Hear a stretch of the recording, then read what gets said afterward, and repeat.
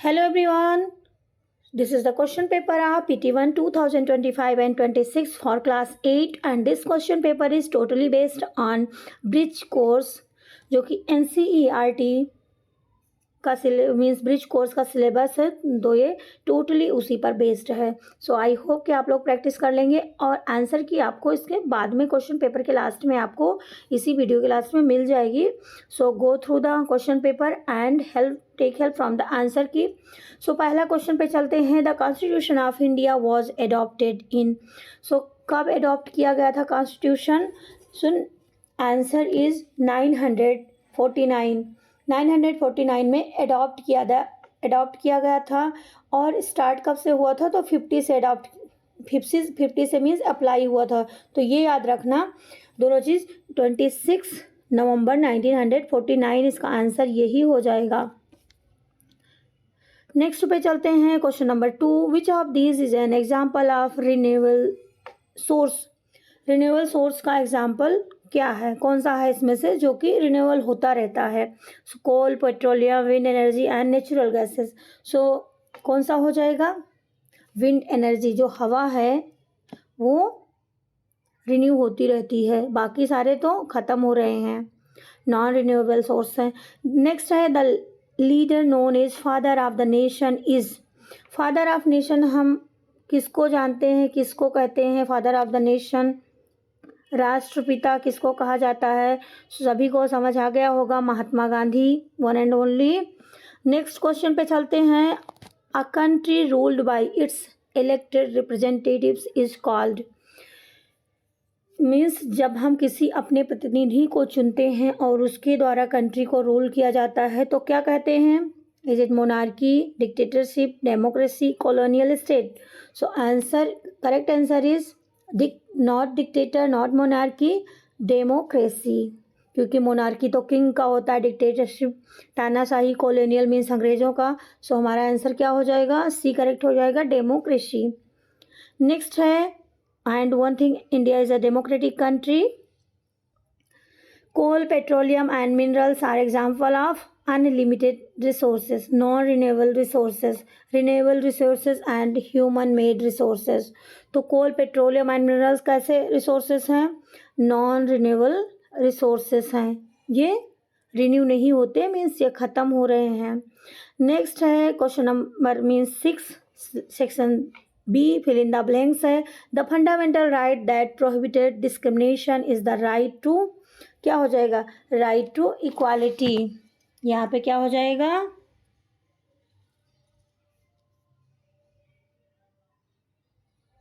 Right to equality. Next है question number 7, natural resources are classified as. Natural resources को कैसे classified किया जाएगा? सो रिन्यूएबल रिसोर्स, क्योंकि ये रिन्यू होते रहते हैं, जैसे कि wind energy, solar energy. So these are the energies which renew होते रहते हैं। नेक्स्ट है question number 8, the dash provides rules for the governance of a country. So कौन करता है? क्वेश्चन नंबर 8 में रूल कौन प्रोवाइड करता है? इंडियन रूल बुक कौन सी है जिसमें सारे रूल्स एंड रेगुलेशंस लिखे हुए हैं? सो कॉन्स्टिट्यूशन, इंडियन कॉन्स्टिट्यूशन। सो कॉन्स्टिट्यूशन बुक है, उसमें सारी चीज़ें लिखी हुई हैं। क्वेश्चन नंबर 9 है, human resources are also known as. Human resources को ह्यूमन रिसोर्सेज ही कहा जाता है, ह्यूमन रिसोर्सेज कहा जाएगा। नेक्स्ट है section B, very short answer, 2 marks each. Answer the following in about 2 to 3 lines each. Why are coal and petroleum called non-renewable resources? Coal and petroleum को non renewable resources क्यों कहा जाता है? Because they are limited and take millions of years to form again.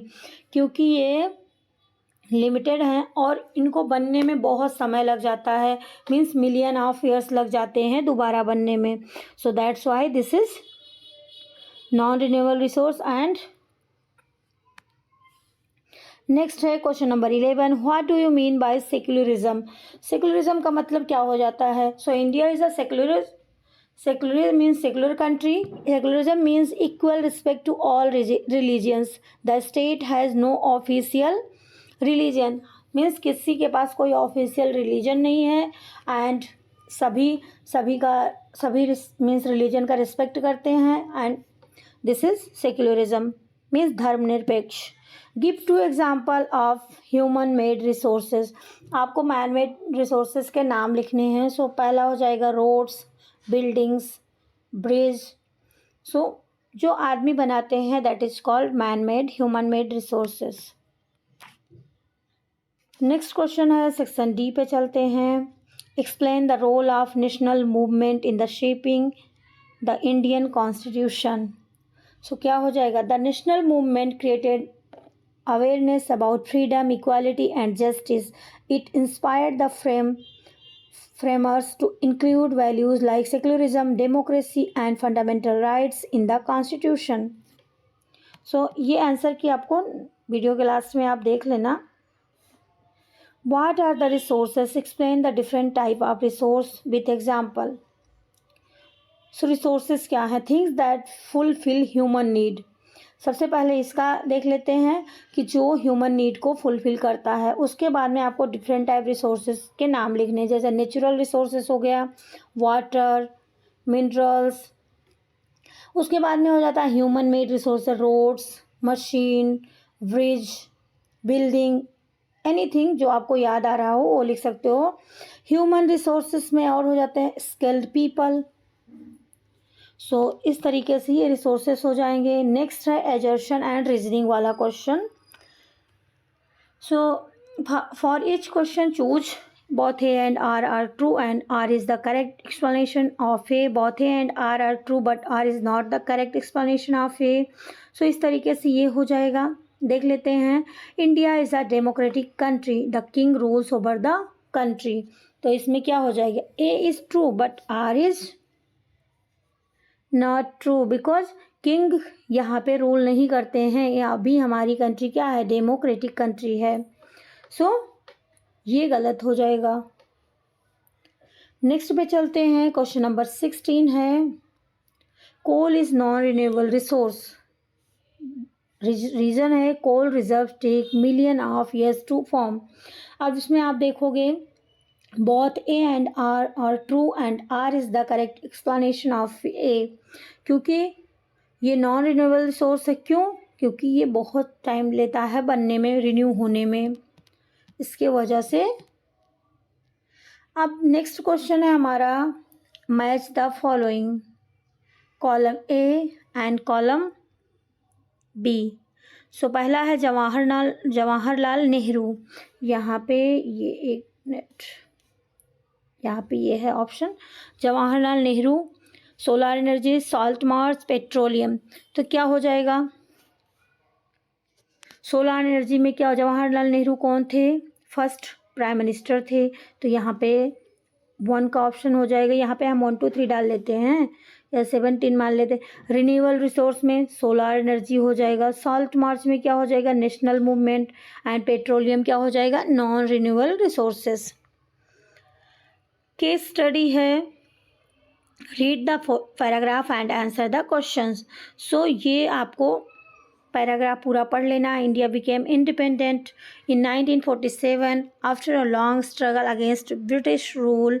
Leaders like Mahatma Gandhi promoted non-violence and unity among people. After independence, the Indian Constitution was prepared to protect the rights of citizens and established democracy.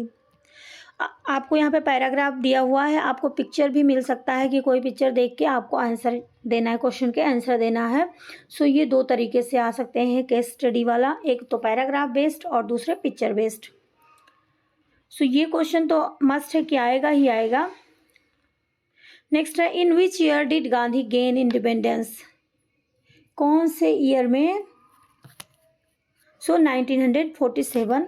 सभी को पता है ये कि हमारा देश कब आज़ाद हुआ था? 1947 में। नेक्स्ट क्वेश्चन पे चलते हैं। Who promoted non violence during the freedom struggle. तो यहाँ पैराग्राफ में आपने देखा है महात्मा गांधी लिखा हुआ था। फिर है next question, why was the Indian constitution prepared. Indian constitution क्यों बनाया गया? To protect citizen rights and establish democracy.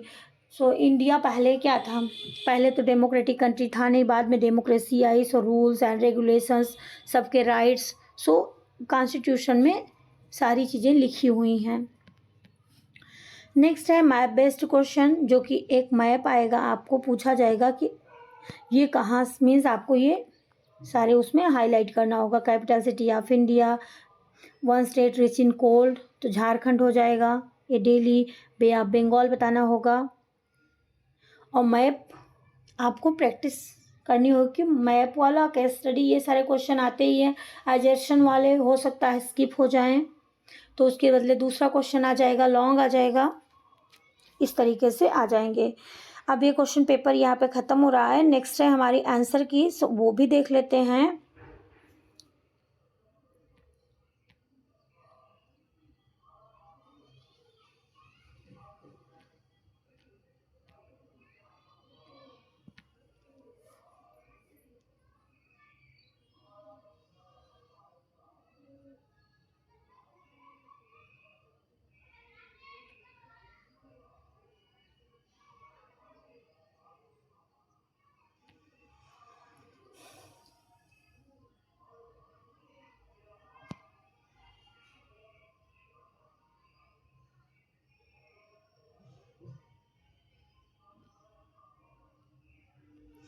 सो ये रहा आपका क्वेश्चन पेपर, और मैप की प्रैक्टिस आपको ज़रूर कर लेना है।